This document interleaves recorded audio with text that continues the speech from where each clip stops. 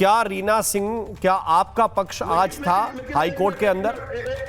जी बिल्कुल, हमने अपनी राज बात रखी और वो ऑन रिकॉर्ड ली है। और देखिए, जो भी एंटिसिपेटरी बेल की जब हियरिंग होती है तो फर्स्ट हियरिंग के अंदर बेल एक्सेप्ट या रिजेक्ट नहीं होती है, एक प्रोसेस होता है।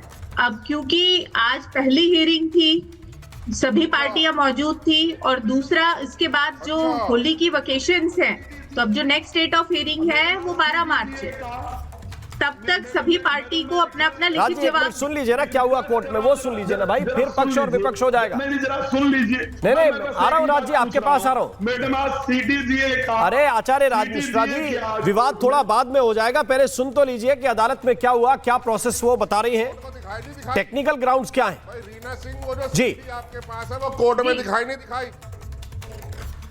रीना जी, अब जो नेक्स्ट हियरिंग है 12 मार्च की है, और तब तक इसमें सभी पार्टी को अपना लिखित जवाब देना है।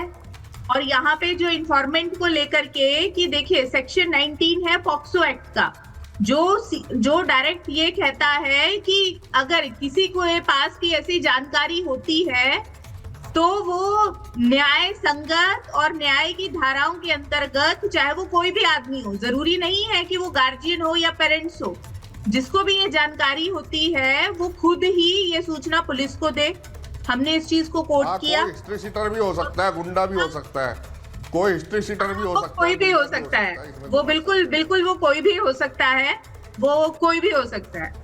और दूसरा ये है कि जो यहाँ पे जो एक सबसे बड़ा देखने वाला बात है कि जो अभी राम मोहन शर्मा साहब, अब थोड़ा प्रश्न पूछने दीजिए मैडम से। जी पूछिए राज मिश्रा जी, पूछिए। 20 बच्चे थे आपके पास, अगर उन 20 बच्चों को आज कोर्ट में आप कर देती ले जा करके, और सीडी आज जज साहब को दिखा देती, मैं पक्का बता रहा हूँ आज ही अभिमुक्तेश्वरानंद जो वो गिरफ्तार हो जाते।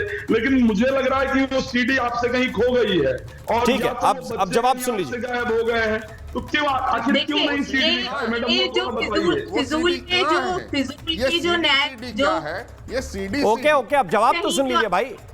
रीना जी बात है, रीना जी ये सीडी क्या है? ये सीडी देखिए, जो कानून है वो कानून के हिसाब से चलता है, किसी हियरसे के हिसाब से नहीं चलता। कानून का एक जो प्रोसेस है, आज न्यायालय में सभी लोग अपना केस आप पावरफुल करेंगी या कमजोर करना चाहती हैं?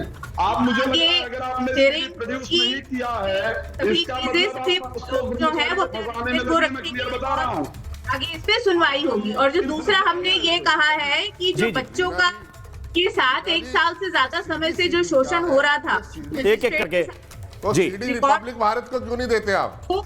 पॉक्सो एक्ट में वो सीडी रिपब्लिक भारत को क्यों नहीं देते आप? रिपब्लिक भारत चलाएगा, पूरा देश देखेगा। देखिए कैसे बच्चों के साथ अगर आपको कानून की जानकारी नहीं है तो आप अपना मुंह बंद रखिए ना आपको धर्म की जानकारी है ना कानून की जानकारी आपको बड़ी है, आपको बड़ी है। पहले केस के अंदर चितो के आ गए हो, जो भी चीजें होंगी हिसाब से। अरे रुक जाइए भाई, एक करके बोलिए, एक एक करके बोलिए। आप एक एडवोकेट को टारगेट करके क्या करेंगे? बना दिया। नहीं आप दोनों लोग, अजय गौतम जी, राज मिश्रा जी, एक एडवोकेट को टारगेट करके क्या करेंगे? एटलीस्ट बात सुनिए ना उनकी। भाई आप किसी एडवोकेट को हायर करेंगे राज मिश्रा जी, 1 सेकंड रुक जाइए, तो वो आपका पक्ष रखेंगे अदालत के अंदर। कोई एक तीसरे वकील अभिमुक्तेश्वरानंद का केस रख रहे हैं वहां पे।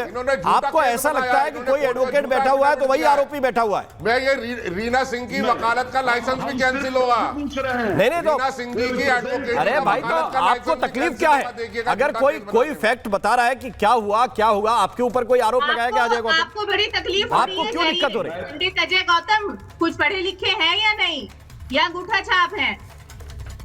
ऐसा जो बेहुदापन की कोई परिभाषा नहीं है। अपना परिचय, आपका परिचय पता चल गया है, जाती है मेरे केसेस में, परिचय पता चल गया है, तो कोई पर्सनल टारगेट मत नहीं कर रहा है। पर्सनल टारगेट करना, अगर आप पर्सनल टारगेट करिएगा तो आपको जवाब दिया जाएगा, न्याय संगत जवाब दिया जाएगा, और चैनल के माध्यम से जवाब दिया जाएगा, क्योंकि आप आज भारत में ये सब बोल रहे हैं। तो जो भी बात करिए ऑन रिकॉर्ड है,